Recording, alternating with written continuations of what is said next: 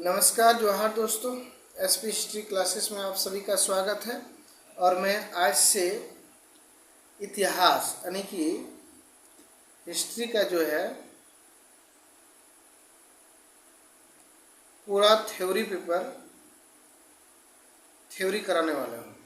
तो इसमें ये जो है जीटेट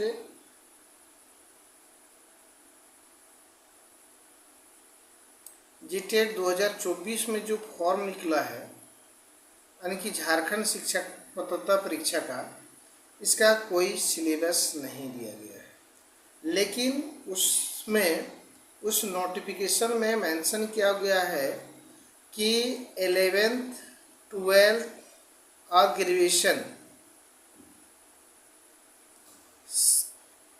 तक का जो प्रश्न रहेगा तो उन सारे बुक से या उसी टॉपिक से आपको प्रश्न पूछा जाएगा। अतः मैं प्रयास कर रहा हूँ कि ये जो टॉपिक है आपका क्लास 12th का, किसका है?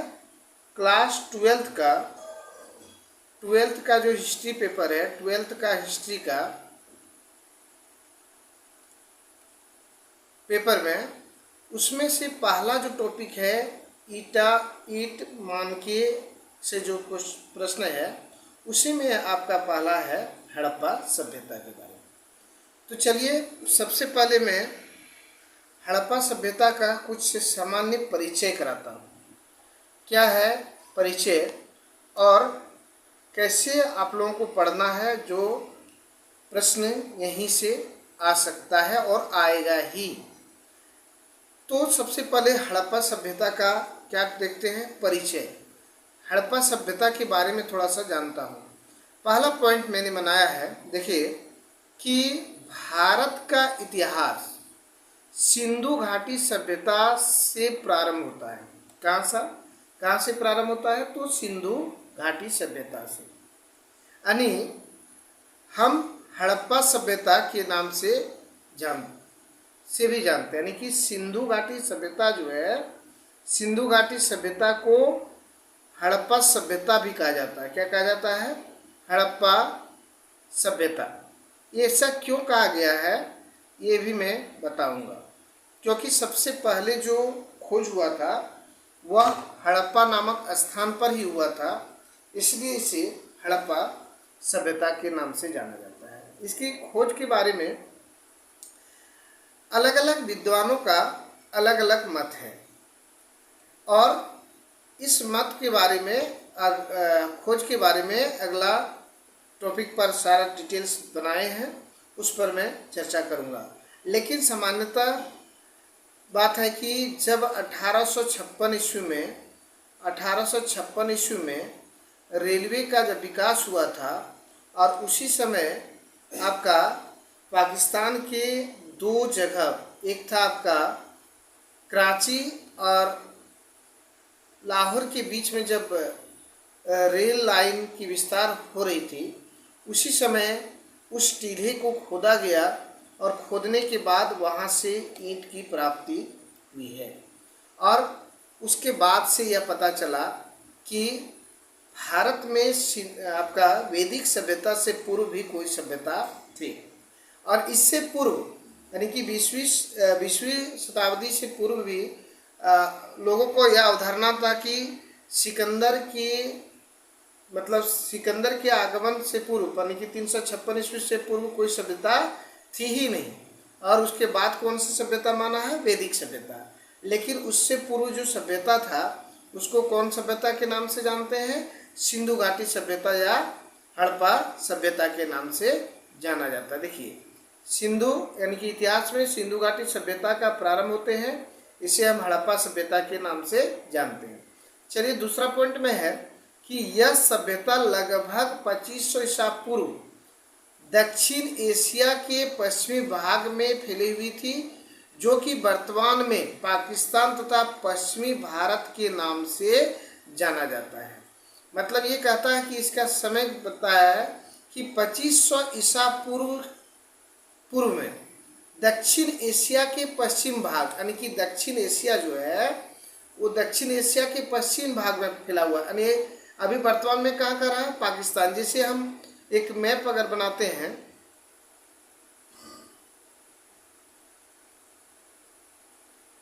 इसमें मेरा आगे नहीं बढ़ पाएगा, तो देखिए इस जगह पे जो है पाकिस्तान है ना, तो ये क्या हो गया आपका दक्षिण एशिया के पश्चिम भाग हो गए। तो ये जो दक्षिण एशिया के पश्चिम भाग तक फैले हुए थे।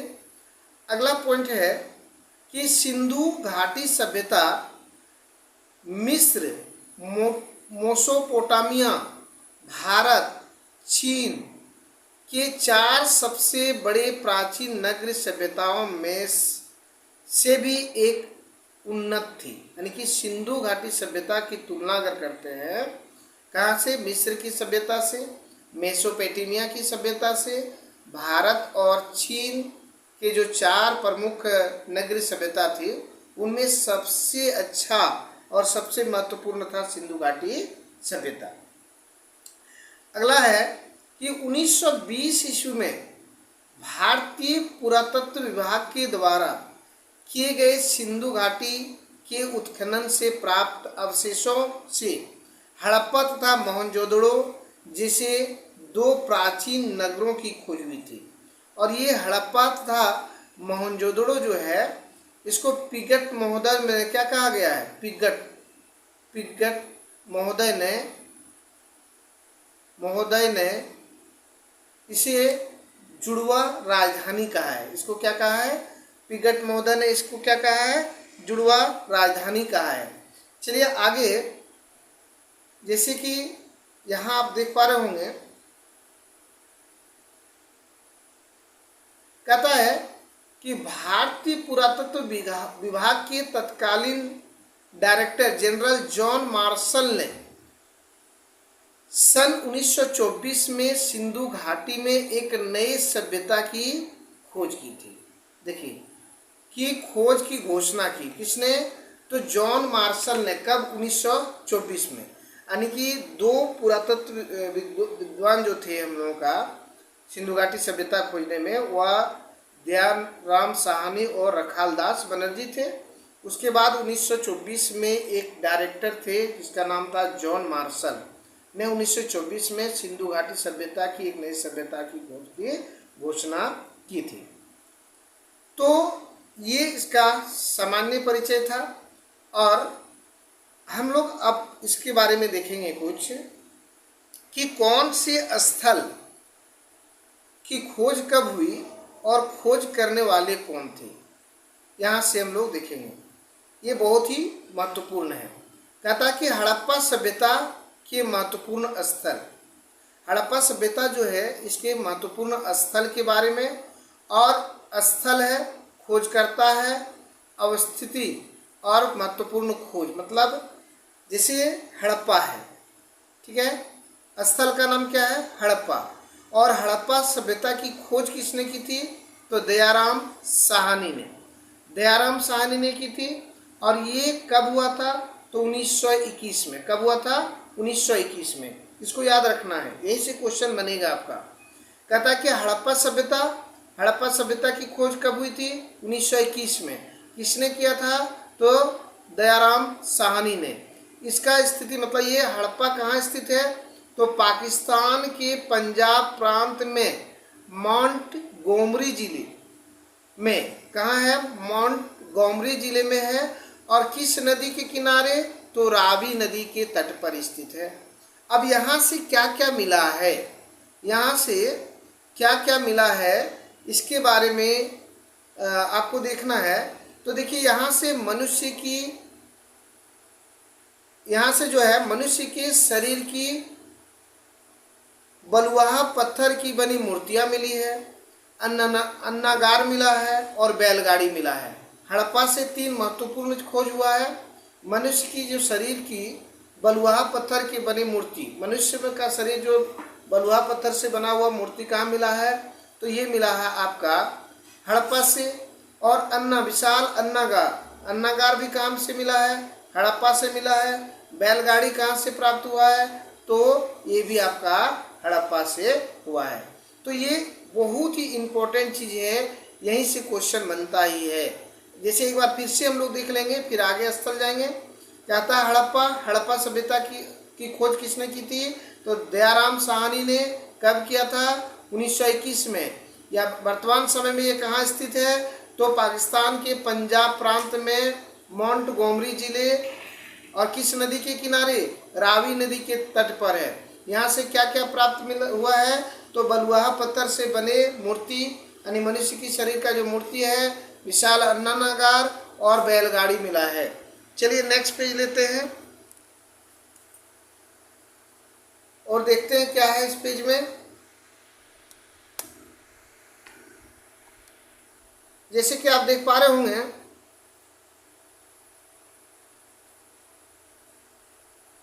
दूसरा स्थल है।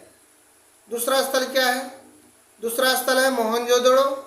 मोहनजोदड़ो का अर्थ क्या होता है? मोहनजोदड़ो, इसका अर्थ होता है मृतकों का टिल्ला। क्या होता है? मृतकों का टिल्ला। यानी कि जो लोग मरते थे उसको एक ही जगह दफना दिया जाता था, इसलिए इसको मृतकों का टिल्ला कहा जाता है। और इसकी खोजकर्ता कौन थे? खोज किसने किया था? तो रखाल दास बनर्जी ने। कौन किया था? रखाल दास बनर्जी। कब? 1922 में। कब किया था? 1922 में। मोहनजोदड़ो का अर्थ क्या होता है? मृतकों का टीला। मोहनजोदड़ो का अर्थ क्या होता है? मृतकों का टीला। और इसकी खोज किसने की थी? रखाल दास बनर्जी ने। किसने? रखाल दास बनर्जी ने। कब? 1922 ईस्वी में। और ये वर्तमान समय में कहाँ है? तो वही पाकिस्तान के पंजाब प्रांत के लरकाना जिले में स्थित है। और ये मोहनजोदड़ो जो है वह सिंधु नदी के किनारे स्थित है। कौन सी नदी? सिंधु नदी के किनारे स्थित है। इसमें कौन कौन सी चीज़ प्राप्त हुई है? यहाँ से क्या क्या मिला है? यहाँ से जो मिलने वाला धातु है या क्या क्या मिला है देखते हैं। तो यहाँ से मिलने वाला देखिए आपको मिला है विशाल स्नानागार। अभी विशाल अन्नागार पूछिए तो हड़प्पा में भी मिला है। फिर यहाँ देखिए विशाल अन्नागार है। कांस की नृत्य की मूर्ति मिली है। पशुपति महादेव की मोहर मिले हैं। दाढ़ी वाले मनुष्य की मिले हैं। पत्थर की मूर्ति है। बुने हुए कपड़े मिले हैं। ये सारे का सारा कहाँ मिलता है? आपका मोहनजोदड़ो में। मोहनजोदड़ो ये किस नदी के किनारे है? सिंधु नदी के किनारे। इसकी खोजकर्ता कौन थे? रखाल दास बनर्जी। खोज कब हुआ था? 1922 ईस्वी में। वर्तमान समय में कहाँ है? पाकिस्तान के लरकाने जिले में स्थित है। पंजाब के लरकाने जिले में है। चलिए नेक्स्ट लेते हैं। नेक्स्ट जो है आपका सुतकांगडोर। सुतकांगडोर जो है, सुतकांगडोर ये स्टीन इसकी खोज करता है। स्टीन इसकी खोज करता है और ये आपका खोज किया गया था 1929 ईस्वी में। ये पाकिस्तान के दक्षिण पश्चिमी राज्य बलूचिस्तान के दासत नदी के किनारे स्थित है। और यहाँ हड़प्पा और बेबीलोन के बीच जो है व्यापार का केंद्र बिंदु था। ये सुतकांगडोर जो है वह हड़प्पा और बेबीलोन के बीच का जो व्यापार होता था उसका केंद्र बिंदु था। नेक्स्ट इम्पोर्टेंट है ये चन्हूदड़ो जो है इसका खोज करता है एनजी मजुमदार। कौन है? एनजी मजुमदार है चन्हूदड़ो। और इसकी खोज की गई थी कब? तो 1931 ईस्वी में। ये कहाँ है? तो सिंधु नदी के तट पर सिंध प्रांत में है। इसमें चन्हूदड़ो से क्या मिला है? तो मिला है मनके बनाने की दुकानें, बिल्ली का पीछा करते हुए कुत्ते का पद चिन्ह। दो बहुत ही इम्पोर्टेंट चीज़ यहाँ से प्राप्त हुआ है। चलिए नेक्स्ट स्थल का बात करें तो नेक्स्ट स्थल में क्या है? नेक्स्ट स्थल का आमरी क्या है? आमरी स्थल है। आमरी स्थल का ये भी एनजी मजुमदार ने इसकी खोज की थी 1935 में। ये भी आपका सिंधु नदी के तट पर ही स्थित है। यहाँ से किस चीज़ का साक्ष्य मिला है? तो हिरण के साक्ष्य मिले हैं। क्या? हिरण के साक्ष्य आमरी से ही मिले हैं। नेक्स्ट क्वेश्चन है कालीबंगा, जो बहुत ही इंपॉर्टेंट है। क्या है? कालीबंगा। इसका घोष महोदय के द्वारा इसकी खोज की गई थी और ये किया गया था 1953 में। ये राजस्थान की घाघर नदी के किनारे है। लेकिन कालीबंगा कहाँ है? कालीबंगा गुजरात राजस्थान में है। कहाँ है? राजस्थान में है कालीबंगा। और कालीबंगा किस नदी के किनारे है? तो घग्गर नदी के किनारे है। कहाँ है? घग्गर नदी के किनारे है। यहाँ से क्या मिला है? अग्नि वेदिकाएं मिले हैं, ऊँट की हड्डियाँ मिली है, लकड़ी का हल मिला है। क्या से मिला है? कालीबंगा से। कालीबंगा से क्या क्या मिला है? अग्नि वेदिका, ऊँट की हड्डियाँ, लकड़ी का हल। चलिए चलते हैं लोथल। लोथल कहाँ है? तो लोथल गुजरात में है। और ये आर राव ने किया था इसकी खोज। कब? 1953 में। गुजरात के कैम्बे की कड़ी के नज़दीक भोगवा नदी के किनारे स्थित है। लोथल किस नदी के किनारे स्थित है? भोगवा नदी के किनारे स्थित है। और यहाँ से क्या क्या मिले हैं? मानव निर्मित बंदरगाह, यानी कि मानव के द्वारा बनाया गया बंदरगाह। गोदीवाड़ा मिले हैं, चावल की भुस्सी, अग्नि वेदिकाएं, शतरंज का खेल यहीं से प्राप्त हुए। कहाँ से? लोथल से। लोथल से क्या क्या प्राप्त हुए हैं? मानव निर्मित बंदरगाह, गोदीवाड़ा, चावल की भुस्सी, अग्नि वेदिका और शतरंज का खेल। ये सारा लोथल से मिला है। लोथल कहाँ है? गुजरात में है। गुजरात के किस नदी के किनारे? भोगवा नदी के किनारे। इसकी खोज कब हुई थी? 1953 में। कौन किए थे? आर राव ने किए थे। चलिए नेक्स्ट स्थल की बात करें तो नेक्स्ट स्थल में आते हैं सुरकोतदा। सुरकोतदा देखिए, यहाँ से एक बहुत ही इम्पोर्टेंट चीज़ मिले है। यहाँ से देखिए सुरकोतदा, यहाँ जेपी जोशी का है। यह स्थल खोजा गया किसका है? जेपी जोशी का। कब खोजा गया था? 1964 में। ये भी सुरकोतदा कहाँ है? तो गुजरात में है। कहाँ है? गुजरात में है। और घोड़े की हड्डियाँ कहाँ से प्राप्त हुई है? तो घोड़े की हड्डियाँ सुरकोतदा से ही प्राप्त हुई है। मनके कहाँ से प्राप्त हुई है? सुरकोतदा से ही प्राप्त हुई है। चलिए लेते हैं नेक्स्ट स्थल। और नेक्स्ट स्थल में क्या है देखते हैं। ये पेज नंबर 3 है। और नेक्स्ट स्थल देखते हैं क्या है। यहाँ देखिए, जैसे कि आप देख पा रहे होंगे, बनवाली। बनवाली बहुत ही इम्पोर्टेंट है। आर.एस. बिष्ट का है और 1974 में खोजा गया था। हरियाणा के हिसार जिले में स्थित है। कहाँ है? हरियाणा। बनवाली कहाँ स्थित है? हरियाणा के हिसार जिले में। और यहाँ से भी आपको मनके मिले हैं, जौ मिले हैं, हड़प्पा पूर्व एवं हड़प्पा संस्कृति का साक्ष्य भी मिले हैं। और अंत में हम एक स्थल और चिन्हित किए हैं जो है धोलावीरा, जो आर.एस. बिष्ट का है और 1985 में ये खोजा गया है। ये गुजरात के कच्छ के रण में स्थित है। और जल निकासी प्रबंध, यहाँ से बहुत ही अच्छा एक जल निकासी प्रबंध था। और यहाँ से एक जल कुंड का भी प्राप्ति हुई है। तो ये जो भी मैं स्थल दर्शाया हूँ यह काफ़ी महत्वपूर्ण है और हर एग्जाम में पूछा जाता ही है। चलिए आगे देखते हैं क्या है। इसमें कुछ सिंधु घाटी सभ्यता के जो है चरण, यानी कि कौन सी चरण में क्या इसका उल्लेख किया गया है।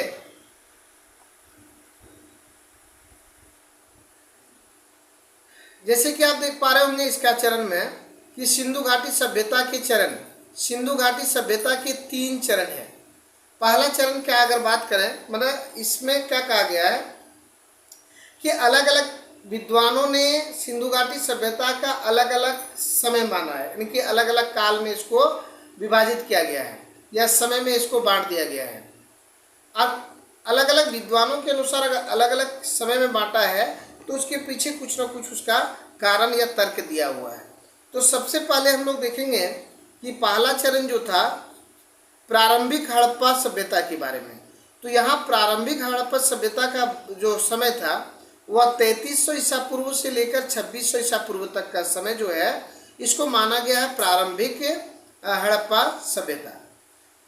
और इसके बाद की सभ्यता की बात करें तो ये दूसरा जब हुआ इसको कहते हैं परिपक्व हड़प्पा सभ्यता। क्या कहते हैं? परिपक्व हड़प्पा सभ्यता। ये भी आप एनसीईआरटी का जो 12th का बुक है उसमें ये पूरा डिटेल्स दिया हुआ है, आप खुद जाके पढ़ सकते हैं उसमें।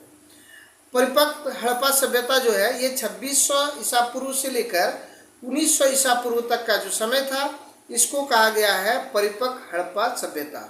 और उसके बाद जो हड़प्पा सभ्यता था उसको कहते हैं उत्तर हड़प्पा सभ्यता। इसको 1900 ईसा पूर्व से लेकर 1300 ईसा पूर्व तक का समय माना गया है। लेकिन इनके अलावे ये जो इसका समय दिया गया है ये अलग अलग विद्वानों के मत के अनुसार से है, लेकिन जो हड़प्पा सभ्यता का सही समय माना है विद्वानों के द्वारा वह माना गया है 2350 ईसा पूर्व से लेकर 1750 ईसा पूर्व तक।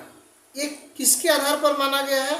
तो कार्बन C14 जो डेंटल पद्धति है उसी के आधार पर ये सर्वमान्य समय है सिंधु घाटी सभ्यता या हड़प्पा सभ्यता का। चलिए आगे देखते हैं क्या है इसके बारे में। जैसे कि आप यहाँ देख पा रहे होंगे,